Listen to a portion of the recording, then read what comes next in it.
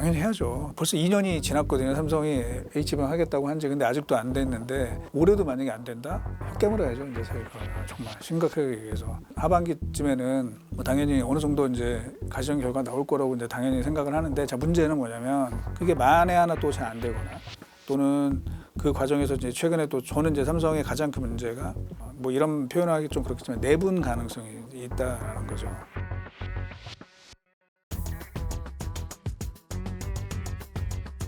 특별한 경제 강의 머니 특강. 안녕하세요, 주식 초등학교 구독자 여러분. 저는 오늘의 특강을 맡은 이승우입니다. 지난해 먼저 우리가 리뷰를 해보면 지난해 2024년도의 메모리 시장 굉장히 좋았죠. D램 시장이 2023년도 대비해서 매출액이 80% 성장을 했어요. 그리고 낸드도 약 80% 성장을 했고, 그래서 아시는 것처럼 SK하이닉스는 역대 최고의 실적을 지금 기록을 했죠. 되게 좋았습니다. 근데 이제 올해, 그러니까 지난해 이제 하반기부터 해서 이제 조금 이상한 조짐들이 나타나고 있는데, 이제 그게 올해 뭐 상반기 언제 끝날지 모르겠지만 좀 진행이 되는 것 같고요. 그 이후에 아주 큰 폭의 성장은 좀 어려울 것 같습니다. 그래서 뭐 성장률을 따지면 작년에 80% 성장했다면 올해는 뭐 예를 들면 D램은 한 자릿수 성장, 낸드는 한 자릿수 마이너스, 그렇게 보면 뭐 성장을 거의 못하거나 뭐 아주 소폭 성장하는데 그칠 것이다. 그 정도로 보고 있습니다. 다만 이제 마이너스까지는 현재는 안 보고 있어요. 왜냐하면 이 AI라는 게 그래도 잘 버티고 있기 때문에, 예를 들면 HBM 시장 같은 경우는 지난해 대비 한 2배 이상 성장할 것으로 보고 있기 때문이죠. 다시 해야 된다는 얘기죠. 그러니까 이제 설계를 다시 해야 된다는 게 뭐 HBM 뭐 설계를 뭐 그렇게 바꿀 건 없거든요. 그러면 뭐냐면은 D램 설계를 다시 하라는 얘기인 거죠. 그러니까 지금 뭐 많은 분들 알고 계신데, 지금 삼성이 HBM 경쟁력 약화는 이 HBM 즉 그 D램을 쌓고 뭐 붙이고 여기에서 문제가 생겨서 패키징의 문제가 아니라 D램 칩 자체가 문제가 있다. 문제가 있는 칩을 쌓으면 계속 문제가 더 커지는 거겠죠. 그래서 이제 그 얘기고, 실제로 이제 삼성에서도 뭐 아시겠지만 D램 1B 이 다이를 재설계를 해야 된다. 뭐 저는 이제 대충 그 문제가 뭔지는 알고 있는데, 문제는 뭐냐면 그 부분을 그 고친다 그러고 그것만 한다고 되는 게 아닌 거죠. 거기에 뭐 아시겠지만 D램 하나 만들려면은 공정을 한 900가지 공정이 맞물려서 돌아가야 되기 때문에 그게 다 서로 영향을 준다는 거죠. 그러려면은 생각을 해보세요. 이제 그러려면은 굉장히 많은 시간이 필요하거든요. 그러니까 시간을 줘야 됩니다. 그래서 50시간 이거 제한하면은 절대 안 된다. 지금 급합니다. 뭐 당연히 뭐 이런 얘기를 하면 또 싫어하시는 분들도 있어요. 사실 노동자들의 권익을 침해한다 그러는데, 사실은 미국에도 보면 이런 노동법이 있지만 그런 화이트 칼라 이그젬션이라 그래서 이런 R&D 직종이나 또는 약간 연봉이 높은 이런 사람들에 대해서는 그거 제한을 다 거의 두지 않거든요. 그래서 이제 지금 그런 게 반드시 필요하다라고 생각을 하고 있고, 삼성전자에서도 제가 알기로는 삼성전자 그 국내 직원들 12만 5천 명 중에 실제로 이제 정말 그 핵심 R&D 인력, 그 반도체 쪽에서 한 5천 명 내외인 것 같아요. 네, 그런 사람들에 대해서 좀 그 제한을 좀 해제해 달라는 이런 식의 요구를 하고 있는 것 같습니다. 당연히 해야죠. 예, 이게 지금 사실은 벌써 2년이 지났거든요. 삼성이 H방 하겠다고 한지. 근데 아직도 안 됐는데 올해도 만약에 안 된다?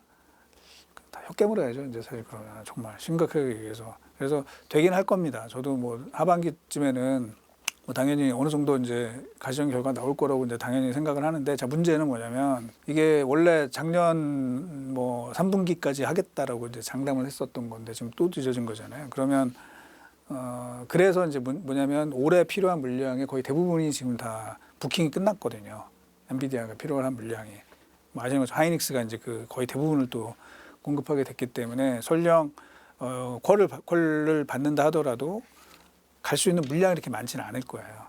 그런 부분들이 되게 안타까운 거죠. 그래서 반도체는 정말 시간 싸움이거든요. 시간이 되게 중요한데 이게 늦어짐으로 인해서 그 받는 혜택은 급격히 축소될 수밖에 없는 그런 안타까움이 있는 거죠. 그래서 좀 빨리 시간을 줘야 됩니다. 아니죠.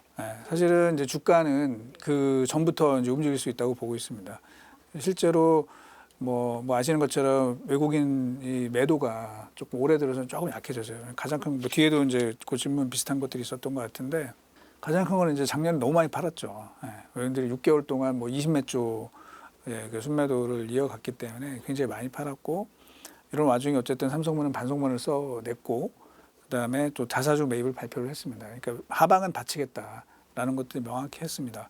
그리고 반도체 업황도 올해 상반기까지는 좀 전체적으로 안 좋아도 하반기부터는 그래도 재고 조정이 일단락되면 HBM이 아니더라도 스마트폰이나 PC도 조금 나아질 거라고 본다면, 지금 뭐 외국인들이 적극적으로 팔 이유는 없는 거죠. PBR 뭐 0.9배, 뭐 1배 뭐 이런 상황에서, 그러면 외국인들이 이제 많이 그 매도 강도를 낮추게 되면 이제 무슨 일이 벌어지냐면, 기존에는 자사주를 그냥 밑에다가 받쳐놓고 외국인들이 이 물량을 던지면 이제 그거를 자사주 매입으로 다 잡으면 되는 거죠. 근데 이제 외국인들이 안 팔기 시작하면 자사주를 다 못 살 거예요. 그럼 무슨 일이 벌어지냐면 이제 가격을 올리면서 사야 된다는 거죠. 예, 그런 측면에서는 뭐 올해 상반기부터 저는 이미 이제 바닥은 좀 지나서 뭐 상승을 한번 노려볼 만하다. 단 이게 의미 있게 올라가려면 그 기술 개발 이게 이제 뒷받침돼야 되는 그런 상황으로 보고 있습니다. 초가 매수의 기회는 되죠. 하지만 삼성이 뭐 예를 들면 SK 하이닉스나 또는 미국의 AI 반도체 업체들보다 과연 여기서 더 상승폭이 클 거냐? 그거는 아직은 미정인 거죠. 특히 만약에 삼성이 지금 뭐 약속했던 올해 하반기에 뭐 납품, 또 HBM4나 4E에 대해서 개발을 해서 또 공급하겠다 이런 계획들이 있잖아요. 그런 기대감도 약간 녹아 있는데, 그게 만에 하나 또 잘 안 되거나, 또는 그 과정에서 이제 최근에 또 저는 이제 삼성의 가장 큰 문제가 뭐 이런 표현하기 좀 그렇겠지만 내분 가능성이 있다라는 거죠. 뭐 아시는 분들은 아시겠지만 이제 삼성이 그 반도체 쪽 인력 이탈이 많다 보니까 좀 약간 특별 보너스 비슷하게 좀 준 게 있어요. 그러니까 원래 줄 수 있는 한도를 좀 넘어서 그 지급을 했어요. 그래서 인력 이탈이 워낙 많아가지고 그걸 잡아두는 입장에서는, 그래서 거기까지는 좋았죠. 근데 그러다 보니까 이제 삼성전자의 다른 사업부에서 좀 반발들이 있고, 그 과정에서 뭐 아시는 것처럼 삼성 그 모바일 쪽에서 갤럭시 S25에 들어가는 이 D램의 퍼스트 벤더로 일단 마이크론을 지정을 하는 이런 일들이 D램 공급 업체로, 그래서 이 사실은 이 내부 이 불협화음이 제일 문제거든요. 그래서 이제 이런 부분들을 어떻게 잘 이 삼성전자 이 경영진들이 큰 무리 없이 이거를 잘 봉합하고 거기서 또 발전적인 그런 단계로 가느냐가 매우 중요할 거라고 보고 있습니다. 뭐 일단은요. 일단은 지금은 그게 워낙 컸기 때문에, 워낙 지금 아픈 손가락이 된 거잖아요. 그래서 일단 그거라도 봉합을 하면, 그래도 지금 아무 기대감이 없잖아요. 삼성전자에 대해서 아무 기대감이 없는데, 그래도 조금 뭐 주가는 힘을 받을 가능성이 있다, 이렇게 생각을 합니다. 그렇죠. 만약에 하이닉스 마저 못했다면, 그러니까 아까 제가 말씀드린 것처럼 지금은 이제 뭐 좋아요. 하이닉스도 좋은데 여기서 이제 한 번 또 삐끗하잖아요. 근데 막 중국은 아까 말씀드린 것처럼 무서운 속도로 치고 올라오고 있고, 미국도 마찬가지입니다. 사실 미국 사람들이 일 안 한다 그러지만 아시는 것처럼 빅테크나 이런 데 가보면 다 새벽까지 다 합니다. 그래서 거기는 계속 앞서 나가는 거고, 엔비디아가 잘하는 이유가 머리 좋은 사람들이 많이 모여 있는 게 첫 번째고, 두 번째는 일을 되게 열심히 합니다. 치고 나가는 거거든요. 근데 우리는 이제 계속 워라벨이 좋기는 하지만, 워라벨 R&D 하는 사람들은 그거 하면 안 돼요. 왜냐면 자기가 맡은 그 프로젝트를 완수를 해야죠. 완수를 해야지 그 다음으로 가는 거예요. 그래서 완수하고 쉬면 되는 거죠. 그래서 좀 자율성을 주는 게 되게 중요하다고 저는 생각을 합니다. 결국 문제는 주고 22시간이네요. 그러니까 이게 뭐 그게 나쁘다는 게 아니라, 당연히 일반 노동자들이나 특히 이 육체 노동 하시는 분은 당연히 건강권을 위해서 필요하죠. 근데 R&D 파트는 진도가 나가야 돼요. 시간으로 하는 게 아니잖아요. 시간으로 하는 게 아니고 결과물을 만들어내는 게 이제 중요하고, 아직 제가 이제 그런 얘기를 했어요. 사실 우리 증권사 리서치 센터도 저희도 R&D잖아요. 어떻게 보면 저희도 그 제한 안 받잖아요. 그래서 아주 바쁠 때는 특히 뭐 이니시에이트 준비하고 이러는 이제 애널리스트들은 밤샐 때도 있어요. 밤샐 때도 있고, 그러면 제가 이제 그 다음부터는 그래서 보고서 나오거나 이제 여러분 빨리 들어가서 쉬라 그러거든요.